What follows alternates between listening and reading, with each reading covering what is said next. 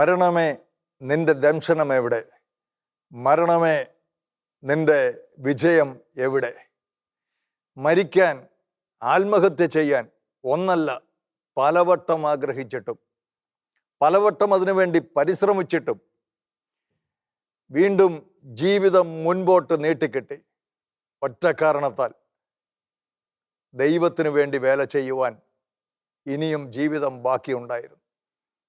പൗലോസിന്റെ ഭാഷയിൽ എവിടെയും എല്ലായ്പ്പോഴും നമ്മുടെ കർത്താവായ യേശുക്രിസ്തു വഴി നമുക്ക് ജയം നൽകുന്ന ദൈവത്തിന് സ്തോത്രം എന്ന ആ വാക്കുകൾ തൻ്റെ ജീവിതത്തിൽ അന്വർത്ഥമാക്കി മാറ്റിക്കൊണ്ട് അതേപടി തന്നെ ആ വാക്കുകൾ തൻ്റെ ജീവിതത്തിലൂടെ പ്രതിഫലിപ്പിക്കുന്ന ഒരു മനുഷ്യൻ തീ പിടിച്ചവരിൽ ചെക്കന ടെലിവിഷൻ്റെ പ്രേക്ഷകരുമായി സംസാരിക്കുന്നു. ബ്രദർ വർഗീസ് ഓലിയപ്പുറം. ബ്രദറെ, സ്വാഗതം. Thank you. ഞാൻ ഇന്ന് രാവിലെ കൊല്ലത്ത് കൊട്ടിയത്തുള്ള എൻ്റെ ഒരു സ്നേഹിതൻ ഒരു ജില്ലസുമായിട്ട് സംസാരിച്ചു കൊണ്ടിരിക്കുമ്പോൾ ഇന്ന് കടന്നു വരുന്ന വർഗീസ് എന്ന ആളെക്കുറിച്ച് ഞാൻ സംസാരിച്ചപ്പോൾ അദ്ദേഹം എൻ്റെ അടുത്ത് താങ്കളെക്കുറിച്ച് ചില കാര്യങ്ങൾ, താങ്കളുടെ ജീവിതത്തിൽ വന്ന ചില അനുഭവങ്ങളെക്കുറിച്ച് എന്നോട് പറഞ്ഞപ്പോൾ ആ പറഞ്ഞുകൊണ്ടിരിക്കുന്ന സമയത്ത് വലിയ ഒരു ദൈവിക സാന്നിധ്യം, ഒരു അഭിഷേകം എൻ്റെ മേൽ എനിക്ക് അനുഭവപ്പെടുകയുണ്ടായി. ഞാൻ ആ അഭിഷേകം ഇപ്പോൾ ഇവിടെ താങ്കളുടെ അടുത്തിരിക്കുമ്പോഴും എനിക്ക് അത് തിരിച്ചറിയാൻ പറ്റുന്നുണ്ട്. ബ്രദർ ജീവിതത്തിൽ ഒരുപാട് പ്രതികൂലമായ കഷ്ടതകളുടെയൊക്കെ അനുഭവങ്ങളിലൂടെ കടന്നുപോയൊരു വ്യക്തിയാണെന്നാണ് ഞാൻ മനസ്സിലാക്കിയത്. ആത്മഹത്യ ചെയ്യാനായിട്ട് പലവട്ടം ശ്രമിച്ചു. പക്ഷേ മരണത്തിന് അങ്ങയെ തകർക്കാൻ, പരാജയപ്പെടുത്താൻ കഴിഞ്ഞില്ല. എന്തായിരുന്നു ഈ ആത്മഹത്യാ ശ്രമത്തിലേക്കൊക്കെ നയിച്ച കാരണങ്ങൾ? എന്നെ സംബന്ധിച്ച് എൻ്റെ വീട്ടിൽ ഞങ്ങൾ 6 മക്കളായിരുന്നു.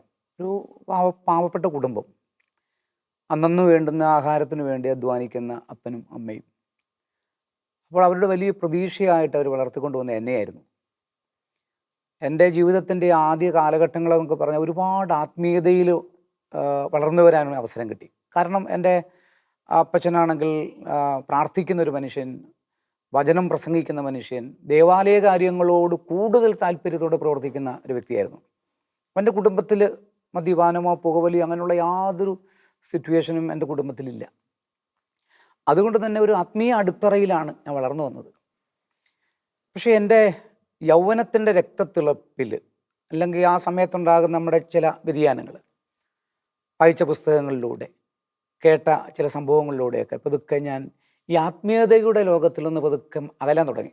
ഈ ലോകത്തിൻ്റെ സന്തോഷങ്ങൾ, ഈ ലോകത്തിൻ്റെ ആനന്ദങ്ങൾ, ഈ ലോകത്തിൻ്റെ ആർഭാടങ്ങൾ, കൂട്ടുകെട്ടുകൾ, അങ്ങനെ പോയി പതുക്കെ ഞാൻ നിരീശ്വരവാദ ചിന്തയിലേക്ക് വന്നു. അതിനുശേഷം ഞാൻ മദ്യപാനം, പുകവലി, അശുദ്ധമായ സിനിമകൾ കാണുക, അങ്ങനെ ഈ ലോകത്തിൻ്റെ അരൂപിക്കനുസരിച്ചുള്ള ജീവിതമായിരുന്നു. ആ ജീവിതം കുറേ നാളിങ്ങനെ കടന്നുപോയി. ഇടയ്ക്കൊരു ലവ് അഫെയർ എനിക്കുണ്ടായി. അപ്പോൾ അവിടെ വരെയൊക്കെ ആയപ്പോഴേക്കാണ് എൻ്റെ വീട്ടുകാർ എൻ്റെ ഇപ്പോൾ ഉള്ള ജീവിതത്തിൻ്റെ അവസ്ഥ മനസ്സിലാക്കുന്നത്. അതേത് പ്രായത്തിലായിരുന്നു? എൻ്റെ ഹൈസ്കൂൾ കഴിഞ്ഞിട്ട് ഞാൻ പ്രീ ഡിഗ്രിക്കൊക്കെ പഠിക്കുന്ന ആ ഒരു കാലഘട്ടത്തിലാണ് ഞാൻ ഈ ട്രാക്ക് ചേഞ്ച് ആവുന്നത്. ഏകദേശം ഒരു 16-17 വയസ്സിൽ ട്രാക്ക് ചേഞ്ചായി തുടങ്ങി. പക്ഷെ അതിൻ്റെ ആ അഫെയറിലേക്കൊക്കെ എന്ന് പറയുമ്പോൾ ഞാൻ ഡിഗ്രിക്ക് പഠിക്കുന്ന കാലഘട്ടം, ഒരു 20-21 വയസ്സൊക്കെ ആയപ്പോഴേക്ക് ഞാൻ പൂർണ്ണമായിട്ട് ദൈവത്തിൽ നിന്നൊക്കെ അകന്നുപോയ ഒരവസ്ഥയായിരുന്നു. അങ്ങനെ ആ സമയത്ത് എൻ്റെ മാതാപിതാക്കൾ എൻ്റെ ജീവിതാവസ്ഥ മനസ്സിലാക്കി എനിക്ക് വേണ്ടി ഒത്തിരി കരയാൻ തുടങ്ങി, ഉപദേശിക്കാൻ തുടങ്ങി. ഈ ഉപദേശങ്ങളിലൊന്നും മാറ്റമില്ല എന്ന് കണ്ടപ്പോൾ പിന്നെ അവർ ചെയ്ത ഏറ്റവും വലിയ ഒരു മാർഗം പ്രാർത്ഥന എന്നുള്ളതായിരുന്നു. വലിയ വിദ്യാഭ്യാസമൊന്നും ഇല്ലാത്ത മാതാപിതാക്കൾക്ക് ഒരു കാര്യം അവർക്ക് അറിയാമായിരുന്നു, പ്രാർത്ഥന കൊണ്ട് നേടിയെടുക്കാൻ പറ്റാത്തതായിട്ടൊന്നുമില്ലെന്ന്. അവർ എനിക്ക് വേണ്ടി ഉപവസിച്ച് പ്രാർത്ഥിക്കാൻ തുടങ്ങി. അങ്ങനെ കർത്താവ് എൻ്റെ ജീവിതത്തിൽ ഇടപെടാൻ തുടങ്ങി. എൻ്റെ വീട്ടിൽ വലിയ സഹനങ്ങളുണ്ടായി. എൻ്റെ അമ്മ ഒരു മാരക രോഗിയായി, അസ്ഥികൾ തേഞ്ഞു പോകുന്ന അസുഖം. എൻ്റെ 2 സഹോദരിമാരിലൊരു സഹോദരി ആർത്രൈറ്റിസ് രോഗം ബാധിച്ച് ഇനി വൈദ്യശാസ്ത്രത്തിൽ മരുന്നില്ല, ആ ഒരു അവസ്ഥ വരെ എത്തി. അങ്ങനെ മുമ്പോട്ട് പോകുന്നു. പക്ഷേ ഈ ഒരു വലിയ വേദനയുടെ അനുഭവത്തിലൂടെ പോയിട്ടും എൻ്റെ ജീവിതത്തിൽ ഒരു മാറ്റമൊന്നും ഉണ്ടാകുന്നില്ല. എനിക്കൊരു കുറ്റബോധമോ അല്ലെങ്കിൽ അനുതാപമോ പശ്ചാത്താപമോ അങ്ങനെയൊന്നും എനിക്ക് സംഭവിക്കുന്നില്ല. പക്ഷേ മോണിക്ക പുണ്യവതി 18 വർഷം പാപത്തിൽ ജീവിക്കുന്ന തൻ്റെ മകന് വേണ്ടി പ്രാർത്ഥിച്ചതുപോലെ എൻ്റെ മാതാപിതാക്കൾ ശക്തമായി എനിക്കൊണ്ട് പ്രാർത്ഥിച്ചുകൊണ്ടിരുന്നു. അങ്ങനെ ഇരിക്കുന്ന സമയത്താണ് പെട്ടെന്ന് ദൈവം ഇടപെട്ട ഒരു ടേണിംഗ് പോയിന്റ്. ഞാൻ ഈ സ്നേഹിച്ചിരുന്ന പെൺകുട്ടി സ്നേഹബന്ധത്തിൽ നിന്ന് പിന്മാറി. അപ്പോൾ അതെൻ്റെ ജീവിതത്തിലെ ഏറ്റവും വലിയൊരു സംഭവമാണത്. ആ പെൺകുട്ടി അവൾ നഷ്ടപ്പെട്ടപ്പോൾ അവളെന്താ അങ്ങനെ പിന്മാറാനുള്ള കാരണം എന്തായിരുന്നു? ദൈവത്തിൻ്റെ ഇടപെടലെന്ന് എനിക്കിപ്പോൾ പറയാൻ പറ്റത്തുള്ളൂ. അന്ന് എനിക്ക് പല കാര്യങ്ങളും പറയാൻ പറ്റും. ഒരുപക്ഷെ മറ്റാരെങ്കിലും ഇടയ്ക്ക് എന്തെങ്കിലും പറഞ്ഞതായിരിക്കാം എന്നൊക്കെ. പക്ഷേ ഞാൻ പറയും ദൈവത്തിൻ്റെ ആ സ്നേഹത്തിൽ നിന്നുകൊണ്ട് എനിക്ക് പറയാൻ പറ്റും അത് ദൈവത്തിൻ്റെ പദ്ധതിയായിരുന്നു എന്ന് എനിക്ക് മനസ്സിലാക്കാൻ പറ്റും. കാരണം എൻ്റെ ദൈവത്തിന് എന്നെ ആവശ്യമുണ്ടായിരുന്നു. ആ പെൺകുട്ടി പിന്മാറിപ്പോയപ്പോൾ ഞാൻ നിരാശക്കടിപ്പെട്ടു. അപ്പോൾ ഇനി എന്തിനാണ് ജീവിക്കുന്നത്? കാരണം എൻ്റെ ജീവിതത്തിലെല്ലാം ആ കൊച്ചായിരുന്നു, അത് നഷ്ടപ്പെട്ടപ്പോൾ ഇനി എന്തിനാണ് ജീവിക്കുന്നത്? അങ്ങനെ ഞാൻ മരിക്കാൻ വേണ്ടി തീരുമാനമെടുത്തു. ഞാൻ കുറേ സ്ലീപ്പിംഗ് പിൽസ്, 36ഓളം ഉറക ഗുളികകൾ ഞാൻ പൊടിച്ച് വെള്ളത്തിൽ കലക്കി ഞാൻ കുടിച്ചു. അപ്പോൾ നേരം വെളുത്തപ്പോൾ ഞാൻ അബോധാവസ്ഥയിലാണ്. വീട്ടുകാരൻ ഹോസ്പിറ്റലിൽ കൊണ്ടുപോയി ഡോക്ടർമാർ പരിശോധിച്ചിട്ട് രക്ഷപ്പെടത്തില്ല എന്ന് ഉറപ്പിച്ചു പറഞ്ഞു. പക്ഷെ ദൈവത്തിന് എന്നെ ആവശ്യമുള്ളത് കൊണ്ട് ദൈവം എന്നെ തൊട്ടു. വൈദ്യശാസ്ത്രത്തെ അമ്പരപ്പിച്ചുകൊണ്ട് ഞാൻ വീണ്ടും ആരോഗ്യത്തിലേക്ക് തിരിച്ചു വന്നു. 36 ഉറക്കഗുളികകൾ ഒന്നിച്ച് കഴിച്ചിട്ടും ഒരു കുഴപ്പമുണ്ടായില്ല. ഞാൻ അബോധാവസ്ഥയിലായി. മരിച്ചില്ല. എന്നെ ഹോസ്പിറ്റലിൽ കൊണ്ടുപോയപ്പോൾ ഡോക്ടർമാർ പറഞ്ഞത് ആള് മരിച്ചു പോവും. അതുകൊണ്ട് ഞങ്ങൾ ഈ പോലീസ് കേസൊന്നും പ്രൈവറ്റ് ഹോസ്പിറ്റലിൽ എടുക്കത്തില്ല, മെഡിക്കൽ കോളേജ് കൊണ്ടുപോയിക്കോളാൻ പറയും. അപ്പം മെഡിക്കൽ കോളേജ് കൊണ്ടുപോയാൽ ഇത് പത്രങ്ങളിൽ വാർത്ത വരും, നാട്ടുകാരറിയും, അപമാന ഭാരം. അതുകൊണ്ട് എൻ്റെ അപ്പച്ചൻ എന്നെ വേറൊരു പ്രൈവറ്റ് ഹോസ്പിറ്റലിൽ കൊണ്ടുപോയി. അവിടെയും ഡോക്ടർ നോക്കിയിട്ട് പറഞ്ഞു, ഇങ്ങോട്ടല്ലല്ലോ മെഡിക്കൽ കോളേജിലേക്കല്ലേ കുറിച്ചിരിക്കുന്നത്, ആൾ മരിച്ചു പോവും, ഞങ്ങൾക്ക് ഇങ്ങനെ കേസ് എടുക്കാൻ പറ്റത്തില്ലെന്ന് പറഞ്ഞു. അപ്പോൾ എൻ്റെ അപ്പച്ചൻ ആ ഡോക്ടറെ കാല് പിടിച്ച് പറഞ്ഞു, ഡോക്ടറെ ഇത് പത്രങ്ങളിലൊക്കെ വാർത്ത വരും, പോലീസ് കേസാവും, അതുകൊണ്ട് എന്നെ ദയവ് ചെയ്ത് ഇവിടെ നിന്ന് അഡ്മിറ്റ് ചെയ്യണമെന്ന് പറഞ്ഞു. അങ്ങനെ ഡോക്ടർ ഒരു പേപ്പർ ഒപ്പിട്ട് കൊടുക്കണമെന്ന് പറഞ്ഞു. എന്തു വന്നാലും പരാതിയില്ല, കേസൊന്നും ഉണ്ടാവത്തില്ലെന്ന്. അങ്ങനെ എന്നെ അവിടെ അഡ്മിറ്റ് ചെയ്തു. പക്ഷേ ഞാൻ വൈകുന്നേരം ആയപ്പോഴേക്കും ഞാൻ നോർമലായി. പിറ്റേ ദിവസം ഞാൻ ഡിസ്ചാർജായി വീട്ടിൽ വന്നു. ഈ സംഭവം നാട്ടിലൊക്കെ അറിഞ്ഞു. ചില കൂട്ടുകാരൊക്കെ കളിയാക്കാൻ തുടങ്ങി. പുറത്തേക്ക് ഇറങ്ങുമ്പം കളിയാക്കുന്ന ആൾക്കാർ. അവിടെ ജീവിക്കാൻ പറ്റാതെ വന്നപ്പോൾ ഞാൻ വീണ്ടും ചിന്തിച്ചു, മരിക്കണം. അങ്ങനെ മരിക്കാൻ വേണ്ടിയിട്ട് അത്രമാത്രം നിരാശയായി. നിരാശ എന്ന് പറയുന്നത് ഇന്ന് ഞാൻ പറയും അത് പിശാചിൻ്റെ ഒരു കെണിയാണത്. അല്ല, ഒരു പെങ്കൊച്ച് ജീവിതത്തിൽ നിന്ന് പോയി എന്ന് വിചാരിച്ച് ആത്മഹത്യ ചെയ്യാനും അത്രമാത്രം മണ്ടന്മാരാണോ? അത്രമാത്രം. ഈ എഫേസോസ് ലേഖനം 4-ാം അധ്യായത്തിൽ പറയുന്നുണ്ടല്ലോ, ബുദ്ധിയിൽ അന്ധകാരം വ്യാപിച്ച് ദൈവിക ജീവനിൽ നിന്ന് അകറ്റപ്പെട്ടു. അപ്പം ബുദ്ധിയിൽ അന്ധകാരം കയറിയ പിന്നെ നമ്മൾ വേറൊന്നും ചിന്തിക്കുന്നില്ലല്ലോ. അവിടെ പിന്നെ പിശാചാണ് നമ്മളെ നയിക്കുന്നത്. അവൻ്റെ ലക്ഷ്യം എന്ന് പറയുന്നത് ദൈവത്തിൻ്റെ മക്കളെ നാശത്തിലെത്തിക്കുക എന്നുള്ളതാണ്. അതിനുവേണ്ടി അവൻ ഈ ബോധ്യങ്ങൾ കൊടുക്കും. നീ എന്തിനാ നീ ജീവിക്കുന്നത്? നിനക്കെല്ലാം നഷ്ടപ്പെട്ടില്ലേ? അപ്പോൾ ഈ ചിന്തകളെ മനസ്സിൽ കുത്തിവെച്ചുകൊണ്ടിരിക്കുന്നത്. അപ്പോൾ മദ്യത്തിൽ ആശ്രയം കണ്ടെത്താൻ ശ്രമിച്ചു. മദ്യപിച്ചിട്ടും ആ സമാധാനം കിട്ടുന്നില്ല. രാത്രിയുടെ സമയത്തൊക്കെ മദ്യപിച്ച് പുകവലിച്ച് ഇങ്ങനെ ഭ്രാന്തനെ പോലെ റോഡൊക്കെ നടക്കുമായിരുന്നു. എന്നിട്ടൊന്നും നമുക്കൊരാശ്വാസം കിട്ടുന്നില്ല.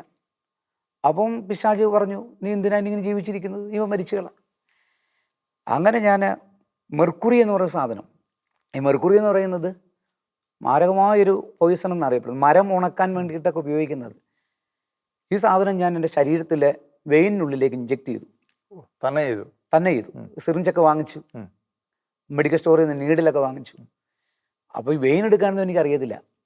അപ്പം ഞാൻ ഈ പല സ്ഥലത്തും ഇങ്ങനെ കുത്തിയിട്ട് ബ്ലഡ് എടുക്കും. ഈ മെർക്കുറി എവിടെ നിന്ന് സംഘടിപ്പിച്ചു? മെർക്കുറി മറുപടി പറയണ്ട. ഞാൻ എൻ്റെ സാക്ഷ്യം പറയുന്ന സമയത്ത് ഒരിക്കലും ഞാൻ എവിടുന്ന് കിട്ടിയെന്ന് പറയാറില്ല. ഞാൻ അവിടെ വെച്ചത് സ്റ്റോപ്പ് ചെയ്തിട്ട് പറയും, ഇത് എവിടുന്ന് കിട്ടിയെന്ന് പറയത്തില്ലെന്ന് പറയും. എന്തായാലും ബ്രദർ അത് കൃത്യമായിട്ട് ചോദിച്ചു, കാരണം മറ്റുള്ളവർക്ക് അത് വാങ്ങിക്കാനുള്ള സാഹചര്യം.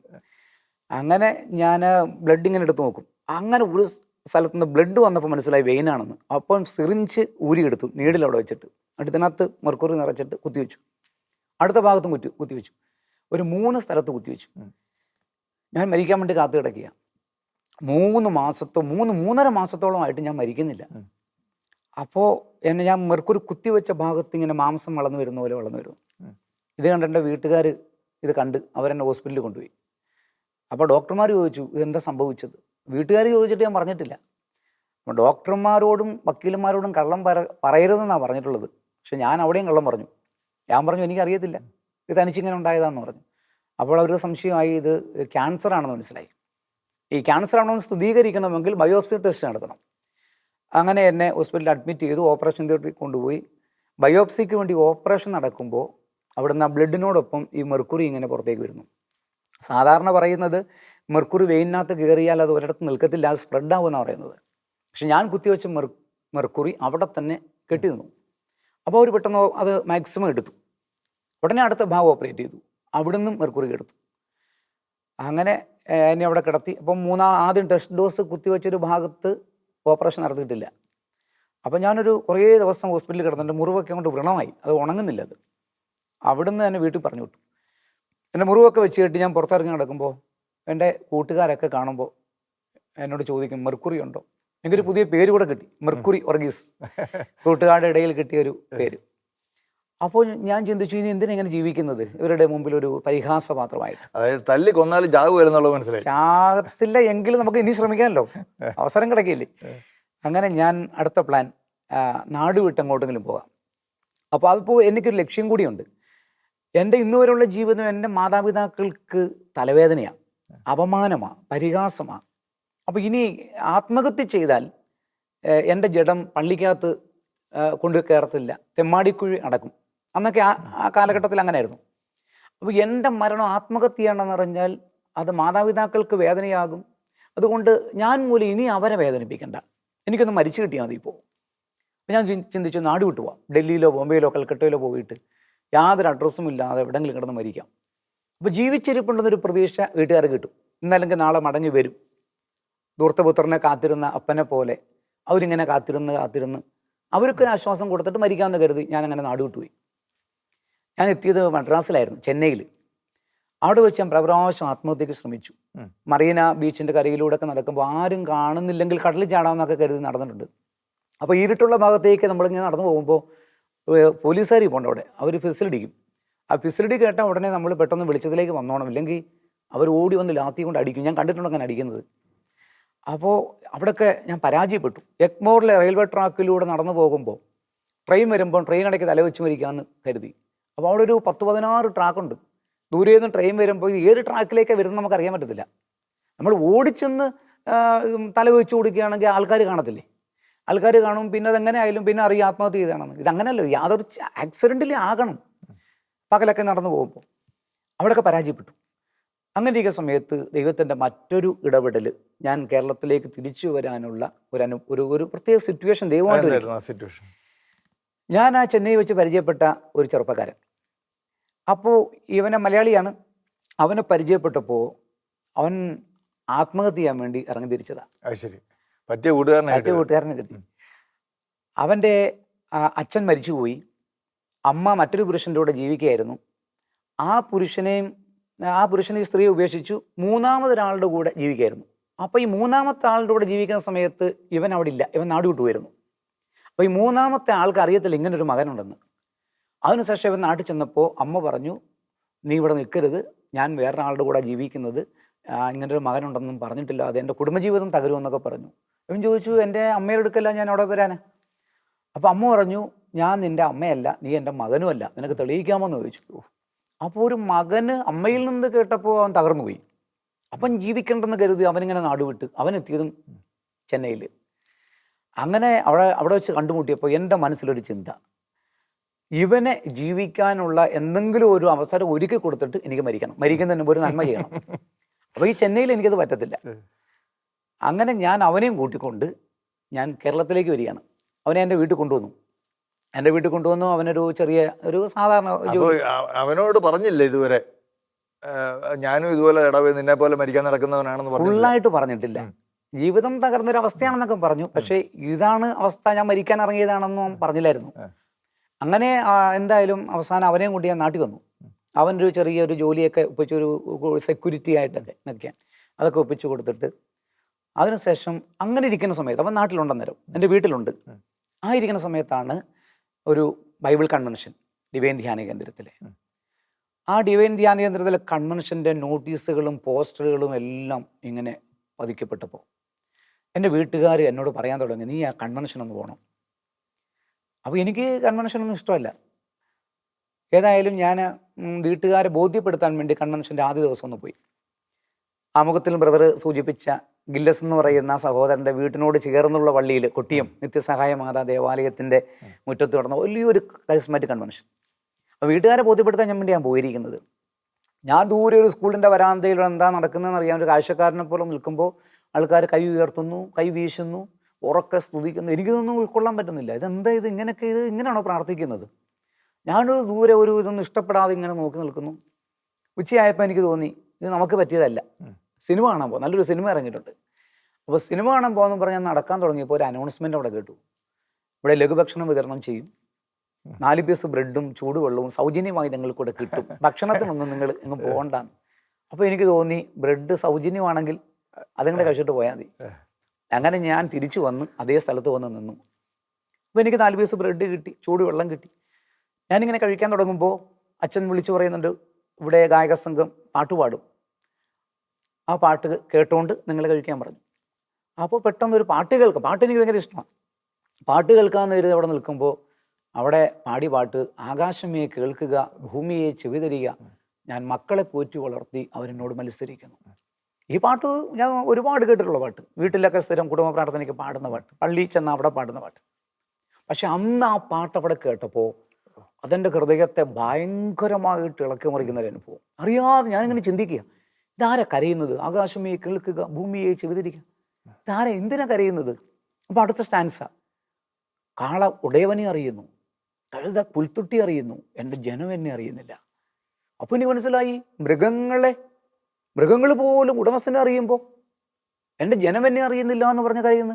അടുത്ത വരികളിൽ പറയുന്നു, അകർത്തി ഭാരം ചുമക്കുന്ന ജനം, ദുഷ്പ്രവൃത്തിക്കാരുടെ സന്തതികൾ, വഷളായി ജീവിക്കുന്നവർ, അവർ ദൈവത്തെ അറിയുന്നില്ല. അപ്പോൾ എനിക്ക് മനസ്സിലായി ഇതെന്നെ കുറിച്ചാണെന്നുള്ള ഒരു തോന്നൽ വരിക. എനിക്ക് ദൈവം കരയുന്നു, ദൈവമാണ് കരയുന്നത്. അപ്പോൾ ദൈവം കരയുന്നു എന്ന് കേട്ടപ്പോൾ പെട്ടെന്ന് എൻ്റെ മനസ്സിലൊരു ചിന്ത, ബ്രദർ പറഞ്ഞതുപോലെ, എൻ്റെ ദൈവം കരയുന്നതിൻ്റെ കാരണക്കാരൻ ഞാൻ കൂടിയല്ലേ? ആരോ ഇങ്ങനെ എൻ്റെ ബുദ്ധിയിൽ ഇങ്ങനെ പറയുന്ന പോലെ ശബ്ദം പോലും ഇങ്ങനെ കേൾക്കുക. പെട്ടെന്ന് ഞാൻ കണ്ടു, എൻ്റെ തുറന്ന കണ്ണുകൾക്ക് മുമ്പിൽ ഞാൻ ദൈവപിതാവിനെ ഒന്ന് കണ്ടു. ചുവന്ന് കലങ്ങിയ കണ്ണുകൾ, കവിളിലൂടെ ഇങ്ങനെ കണ്ണുനീര് ഒലിച്ചിറങ്ങി. ഒന്നും പറയുന്നില്ല, എൻ്റെ മുഖത്തേക്ക് ഇങ്ങനെ നോക്കിയിരിക്കുന്ന മുഖം മാത്രം. അത് കണ്ടപ്പോഴേക്ക് പിന്നെ എനിക്ക് എന്നെ കൺട്രോൾ ചെയ്യാൻ പറ്റുന്നില്ല. ശരീരം മൊത്തം വരയ്ക്കാൻ തുടങ്ങി, ശരീരം അങ്ങോട്ട് വിയർക്കാൻ തുടങ്ങി. അപ്പോൾ കോരിച്ചെരിയുന്ന പേമാരിയുടെ സമയമാണ്, മഴ തകർത്ത് ഇടയ്ക്കിടയ്ക്ക് ഇങ്ങനെ പെയ്തുകൊണ്ടിരിക്കുന്നുണ്ട്. അപ്പം ഞാൻ നിന്നങ്ങോട്ട് കരയാൻ തുടങ്ങി. ഈ കയ്യിൽ കിട്ടിയ ബ്രെഡ് പകുതിയോളം തിന്നത് ബാക്കി തിന്നാൻ പറ്റുന്നില്ല, അഗ്നി കനൽ കിടക്കുന്ന അനുഭവം. ഞാൻ ആ ബാക്കിയിരുന്ന ബ്രെഡൊക്കെ വലിച്ചെറിഞ്ഞു, ആ ഗ്ലാസും വെള്ളം അവിടെ തന്നെ എറിഞ്ഞു, കളഞ്ഞു. ഞാൻ അവിടുന്ന് ആ പന്തലിൻ്റെ പുറയിൽ ആ പച്ച മണ്ണിൽ പോയി ഇരുന്നൊരു കുഞ്ഞിനെ പോലെ വാവിട്ട് നിലവിളിച്ചു. എൻ്റെ ജീവിതത്തിൽ ആദ്യമായി ദൈവമേ എന്ന് വിളിച്ച് ഞാൻ കരഞ്ഞത് അന്നായിരുന്നു. അതായത് കൺവെൻഷൻ്റെ ഇടയിലെ ഒരു ബ്രേക്കിൻ്റെ സമയത്ത് പാടിയ ഒരു പാട്ടിൽ കൂടെ പോലും ദൈവത്തിന് ഇടപെടാൻ. അങ്ങനെ ഞാൻ വൈകിട്ട് വരെ അവിടെ ഇരുന്നു. വൈകിട്ട് കൺവെൻഷൻ തീർന്നു, ഞാൻ വീട്ടിലേക്ക് പോയി. എന്തോ ഒരു മാനസാന്തരമൊന്നും എനിക്ക് സംഭവിച്ചില്ല, എന്തോ ഒരു ചേഞ്ച് ഞാൻ അനുഭവിക്കുന്നുണ്ട്. ഞാൻ അവിടെ നിന്ന് പിറ്റേ ദിവസം കൺവെൻഷൻ വന്നു, അതിനടുത്ത ദിവസം വന്നു, 5 ദിവസം കൺവെൻഷൻ കൂടി. പക്ഷെ 5-ാം ദിവസമൊക്കെ ആയപ്പോഴേക്ക് ഞാൻ എന്തോ ഒരു പ്രത്യേക ഒരു അട്രാക്ഷൻ. അപ്പോൾ ഒരു അനൗൺസ്മെൻ്റ് അവിടെ കേട്ടു, പാലായിക്കടുത്ത് താബോർ ധ്യാന കേന്ദ്രത്തിൽ ഒരു ധ്യാനം യുവതീ യുവാക്കൾക്ക് വേണ്ടിയുണ്ട്, ഇഷ്ടമുള്ളവർക്ക് പങ്കെടുക്കാം.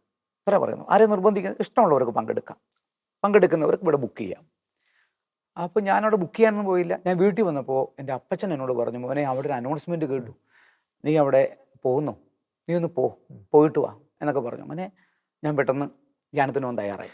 ഈ കൺവെൻഷനിലെ ഈ പാട്ട് കേട്ട് ഈ അനുഭവമൊക്കെ ഉണ്ടായി. പിന്നെ ആ വീട്ടിലോട്ട് വരുന്ന ഒരു സമയം, വീട്ടിലോട്ട് വന്നു കഴിയുമ്പോഴൊക്കെ ആ സമയത്തൊക്കെ ബ്രദറിൻ്റെ മനസ്സിലുള്ള ഫീലിംഗ് എന്തായിരുന്നു?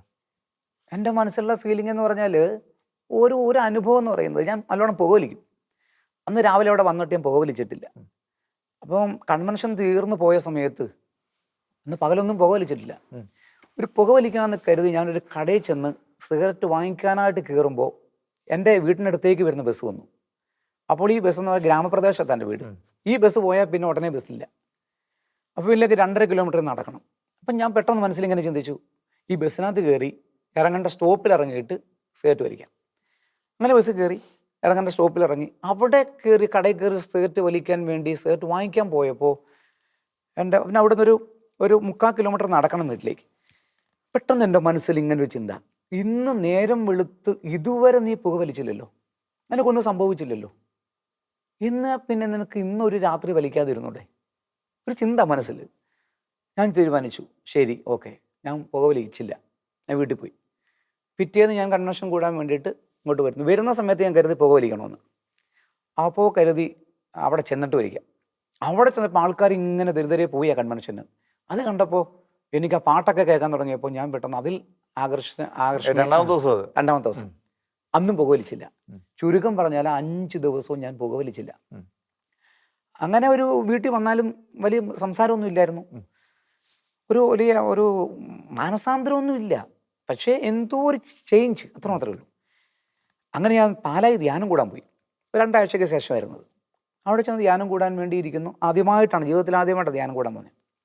ധ്യാനത്തിൽ ദൈവസ്നേഹത്തിൻ്റെ ക്ലാസ് കേട്ടു. ഞാൻ ഈ കൺവെൻഷൻ കൂടിയെങ്കിലും ക്ലാസ് എല്ലാം വചനമൊന്നും അത്ര അങ്ങോട്ട് ശ്രദ്ധിക്കുന്നൊന്നുമില്ല. ഈ ധ്യാനത്തിൽ ക്ലാസ് കേട്ടപ്പോൾ യെശയ്യാ പ്രവാചകൻ്റെ പുസ്തകം 49-ാം അധ്യായത്തിൽ ഒരു വചനം, മുല കുടിക്കുന്ന കുഞ്ഞിനെ അമ്മയ്ക്ക് മറക്കാനാകുമോ? പുത്രനോട് പെറ്റമ്മ കരുണ കാണിക്കാതിരിക്കുമോ? അവൾ നിന്നെ മറന്നാലും ഞാൻ നിന്നെ മറക്കുകയില്ല. ഞാൻ ഈ വചനം സത്യത്തിൽ ആദ്യമായിട്ടാണ് കേൾക്കുന്നത്. കാരണം ഞാൻ ഉപയോഗിച്ചുകൊണ്ടിരിക്കുന്ന ബൈബിള് സത്യവേദ പുസ്തകമാണ്. ആ ബൈബിളിൽ ഈ രീതിയിലല്ല അത് ട്രാൻസ്ലേഷൻ ചെയ്തിരിക്കുന്നത്. അപ്പോൾ വചനം എന്നെ ഭയങ്കരമായിട്ട് സ്ട്രൈക്ക് ചെയ്തു. അപ്പോൾ പെട്ടെന്ന് അടുത്തൊരു വചനം, ജെറമ്യ 31:20, എഫ്രായിം എൻ്റെ വത്സല പുത്രനല്ലേ, എൻ്റെ ഓമനക്കുട്ടൻ, നിനക്ക് വിരോധമായി പെരുമാറുന്ന സമയത്തും നിന്നോടുള്ള സ്മരണ എന്നിൽ ഉദിക്കുന്നു, എൻ്റെ ഹൃദയം നിനക്ക് വേണ്ടി തുടിക്കുന്നു. അപ്പോൾ എനിക്ക് വേണ്ടി തുടിക്കുന്ന ഒരു ഹൃദയമുണ്ടെന്ന്, എന്നെ ഞാൻ ഈ ആയിരിക്കുന്ന അവസ്ഥയിൽ എന്നെ സ്നേഹിക്കുന്ന ഒരു ദൈവമുണ്ട്. ആ ദൈവത്തിൻ്റെ സ്നേഹത്തിൽ ഇങ്ങനെ ഞാൻ സന്തോഷം കൊണ്ട് ഇങ്ങനെ മതിമറന്നിരിക്കുക. അടുത്ത ക്ലാസ്, യേശുവാണ് ഏകരക്ഷകൻ. നീ രോഗിയാണോ? അവൻ്റെ കയ്യിൽ സൗഖ്യമുണ്ട്. ലൂക്ക 5:17. നീ പാപിയാണോ? അവൻ നിൻ്റെ പാപത്തിന് വേണ്ടി പരിഹാര ബലിയായവനാ.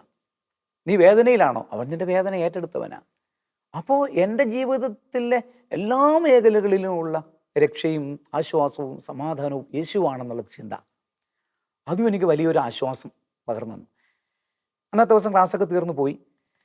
ധ്യാനത്തിൻ്റെ 2-ാം ദിവസം കുമ്പസാരത്തിന് ഒരുക്കമായിട്ടുള്ള ക്ലാസ്സുകളാണ് രാവിലെ മുതൽ. അപ്പോൾ അത് 10 പ്രമാണങ്ങൾ. ഒന്നാം പ്രമാണം, നിന്റെ ദൈവമായ കർത്താവ് ഞാനാകുന്നു, ഞാനല്ലാതെ മറ്റൊരു ദൈവം ഉണ്ടാകരുത്. അന്ധവിശ്വാസങ്ങൾ കേട്ട് വന്നപ്പോൾ ഈ 10 പ്രമാണങ്ങളും ഞാൻ ലംഘിച്ചിട്ടുണ്ട്. അനദൈവ ആരാധനകൾ, മദ്യപാനം, പുകവലി എല്ലാം. അപ്പം അന്ന് രാത്രി എനിക്ക് ഉറങ്ങാൻ പറ്റുന്നില്ല. എനിക്ക് മനസ്സിലായി ഞാൻ പാപിയാണെന്നുള്ളത് തിരിച്ചറിവ്. നേരം വെളുത്തപ്പോൾ ഞാൻ ധ്യാനഗുരുവിനെ കണ്ടിട്ട് പറഞ്ഞു, അച്ഛാ എനിക്കൊന്ന് സംസാരിക്കണം, എനിക്കൊരു ഭ്രാന്ത് പിടിക്കുന്ന അവസ്ഥ. അപ്പോൾ അച്ഛൻ എന്നോട് പറഞ്ഞു, നീ കുമ്പസാരിക്കാൻ പോയില്ലേ? ഞാൻ പറയില്ല അച്ഛൻ, കുമ്പസാരിച്ചിട്ടില്ല. നീ എന്താ കുമ്പസാരിക്കാത്തത്? ഞാൻ പറഞ്ഞു, അച്ഛൻ ഞാനൊരു യാക്കോബക്കാരനാണ്. അപ്പോൾ യാക്കോബക്കാരനായി ഞാൻ എങ്ങനെ ഈ കത്തോലിക്ക അച്ഛനോട് കുമ്പസാരിക്കുന്നത്? അപ്പോൾ അച്ഛൻ പറഞ്ഞു, യാക്കോബ സഭയിൽ കുമ്പസാരം വന്ന കൂതാശയുള്ളത് കൊണ്ട് നിനക്ക് കുമ്പസാരിക്കാൻ അനുവാദമുണ്ട്, നീ പ്രാർത്ഥിച്ചൊരുങ്ങി കുമ്പസാരിച്ചിട്ട് പോകാൻ നമുക്ക് സംസാരിക്കാം. അവിടെയും ദൈവത്തിൻ്റെ ഒരു ഇടപെടൽ കിടപ്പുണ്ട്. അതായത് ഞാൻ യഥാർത്ഥത്തിൽ ഓർത്തഡോക്സുകാരനാണ്. യാക്കോബ ഓർത്തഡോക്സ് 2 സഭയാണ്. പക്ഷേ ഞാൻ ജനിക്കുന്ന സമയത്ത് ഈ സഭ 2 ഒന്നാണ്. അപ്പോൾ എൻ്റെ സർട്ടിഫിക്കറ്റിനകത്ത് ജാക്കോബൈറ്റ് എന്നാണ് കൊടുത്തിരിക്കുന്നത്. അതുകൊണ്ടാണ് ഞാൻ യാക്കോബൈറ്റ് എന്ന് പറഞ്ഞത്. യഥാർത്ഥത്തിൽ ജാക്കോബൈറ്റുകാർക്ക് ഇവിടെ കുമ്പസാരിക്കാൻ പെർമിഷൻ ഉണ്ട്. ഓർത്തഡോക്സുകാർക്ക് കുമ്പസാര കൂതാശയുണ്ട്, 2 ഒന്ന് തന്നെയാണ്. പക്ഷേ സഭാപിതാക്കന്മാർ ചിലപ്പോൾ അതിന് അത്ര അങ്ങോട്ട് പെർമിഷൻ കൊടുത്തിട്ടില്ല. വാസ്തവത്തിൽ ബ്രദറെ, നമ്മൾ ഓർത്തഡോക്സുകാരനാണോ കത്തോലിക്കനാണോ യാക്കോക്കാരനാണെന്നോ നോക്കിയിട്ടാണോ കർത്താവ് നമ്മുടെ പാപം ക്ഷമിച്ചത്? ക്ഷമിക്കുന്നതല്ലോ, ക്ഷമിച്ചതല്ലേ. കർത്താവിൻ്റെ ഉപയോഗം ഒന്നുമില്ല. അങ്ങനെ ഞാൻ താബോർ, എന്തായാലും നമുക്കെന്ന് കുമ്പസാരിക്കാനും പാവങ്ങൾ ഏറ്റു പറയാനുള്ള ഒരു അവസരം കിട്ടി. ഞാൻ ആ ചാപ്പിൽ പോയിരുന്നിട്ട് ഈശോയുടെ മുമ്പിൽ പറഞ്ഞു, കർത്താവേ ഞാൻ പാപിയാ, ഞാൻ മദ്യപിച്ചു, പുകവലിച്ചു, എല്ലാം ഇങ്ങനെ ഏറ്റു പറഞ്ഞിട്ട് ഞാൻ പറഞ്ഞു, കർത്താവ് ഇനി മേലിൽ ഞാൻ മദ്യപിക്കില്ല, പുകവലിക്കില്ല. എൻ്റെ പാപം എല്ലാം ഈശോയുടെ മുമ്പിൽ സമർപ്പിച്ചിട്ട് ഞാൻ ധ്യാനഗുരുവിൻ്റെ മുറി ചെന്നു. കുര്യാക്കോസ് പുന്നോല്ലച്ഛൻ ദിവ്യൻ ധ്യാന കേന്ദ്രത്തിൽ ധ്യാനിപ്പിക്കുന്ന അച്ഛനായിരുന്നു. അച്ഛനാണ് ഈ കൺവെൻഷൻ നടത്തിയത്. അച്ഛനടുക്ക ചെന്ന് മുട്ടുകുത്തി ജീവിതത്തിൽ ആദ്യമായി ചെയ്തു പോയ മാരകപാപങ്ങൾ തുറന്ന് ഏറ്റുപറഞ്ഞ് ഞാൻ നടത്തിയ ആദ്യത്തെ കുമ്പസാരം അത്. അന്ന് വരെ ഒരൊറ്റ കുമ്പസാരത്തിലും ഞാൻ പാപങ്ങൾ ഏറ്റു പറഞ്ഞിട്ടില്ല. അപ്പോൾ അന്ന് കുമ്പസാരം തീർന്ന് ഞാൻ എണീറ്റ് വരുമ്പോൾ ഞാനൊരു പൂമ്പാറ്റയെ പോലെ പറന്ന് നടക്കുന്ന അനുഭവം. പിന്നെ ഞാൻ വചനമൊക്കെ കേൾക്കുമ്പോൾ ഓരോ വചനവും എന്നോട് പറയുന്നൊരു അനുഭവം. അങ്ങനെ ധ്യാനം മനോഹരമായിട്ട് ധ്യാനം അവസാനിച്ചു. പാലായിൽ നിന്ന് യാത്ര ചെയ്ത് ഞാൻ വീട്ടിലെത്തി. രാത്രി ഞാൻ വീട്ടിലെത്തുന്ന സമയത്ത് ഞാൻ വീട്ടിൽ വന്നപ്പോൾ എൻ്റെ അപ്പച്ചൻ എന്നോട് ആദ്യം ചോദിക്കുന്ന ചോദ്യം ഇതാ, മോന് ധ്യാനം എങ്ങനെ ഉണ്ടായിരുന്നു?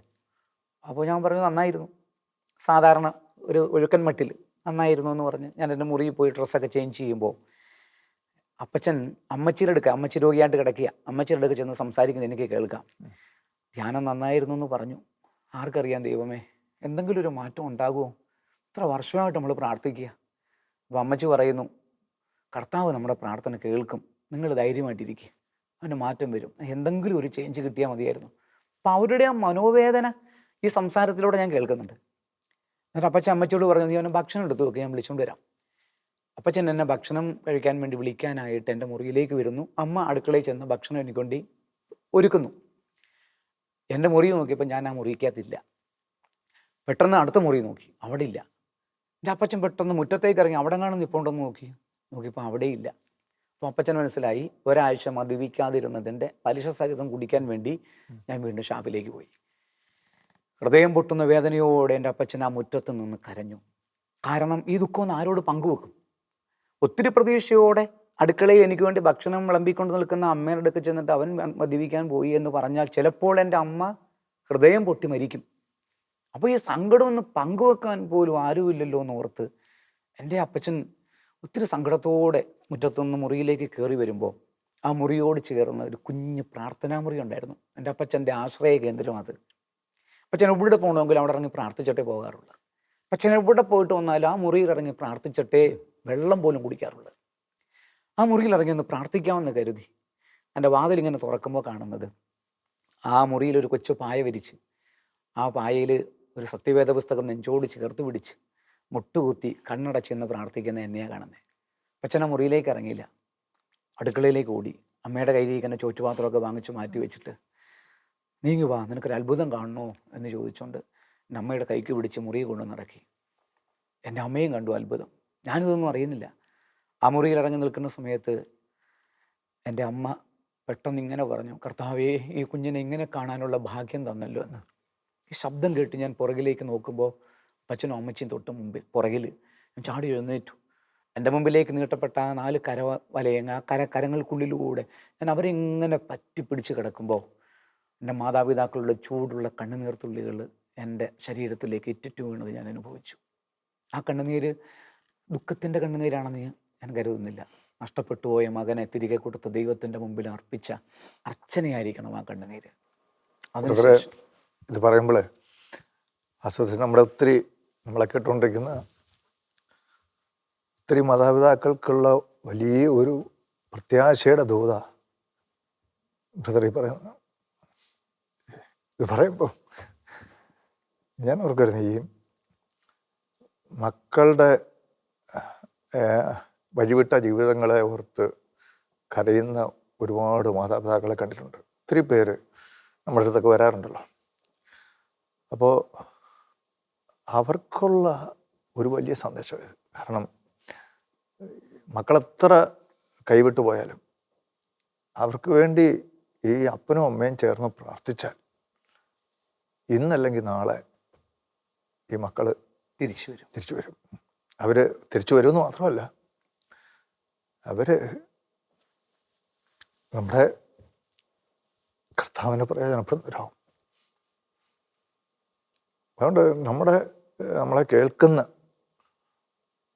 ഒരുപാട് മാതാപിതാക്കൾ, എൻ്റെ പ്രിയപ്പെട്ടവരെ, മക്കളെ ഓർത്തൊന്നും നിരാശപ്പെടേണ്ട ആവശ്യമില്ല. മറിച്ച് പ്രത്യാശയോടെ അവരെ അനുഗ്രഹിക്കുക, മക്കളെ അനുഗ്രഹിക്കുക, അവർക്ക് വേണ്ടി പ്രാർത്ഥിക്കുക. നിശ്ചയമായിട്ടും ഞങ്ങളുടെ മക്കളെക്കുറിച്ച് ദൈവത്തിന് ഒരു വലിയ പദ്ധതിയുണ്ട്. ഇപ്പം നമ്മുടെ മുമ്പിലിരിക്കുന്ന വർഗീസ് ബ്രദർ ഇന്ന് 10,000ങ്ങളോട് കർത്താവിൻ്റെ സുവിശേഷം പറയുകയും അനേകരെ തകർന്നു പോയ അനേക ജീവിതത്തിലേക്ക് കൂട്ടിക്കൊണ്ടുവരുവാനായിട്ട് ദൈവം ഉപയോഗിക്കുന്ന ഒരു വ്യക്തിയായിട്ട് മാറിയിട്ടുണ്ടെങ്കിൽ നമ്മുടെയൊക്കെ മക്കളെ ദൈവത്തിന് ഇതുപോലെ വീണ്ടെടുക്കാൻ കഴിയും. അതിൻ്റെ ഈ അനുഭവങ്ങൾ നമ്മുടെ പ്രേക്ഷകർക്കൊരു വലിയ അനുഭവമാകുന്നുള്ള കാര്യത്തിൽ സംശയമില്ല. നമുക്ക് ബ്രദറെ അടുത്ത എപ്പിസോഡിൽ ബ്രദറിൻ്റെ പിന്നീടുള്ള അനുഭവങ്ങളെ നമുക്ക് പ്രേക്ഷകരുമായിട്ട് പങ്കുവയ്ക്കാം. അതുവരെ കർത്താവിന് ആമേൻ.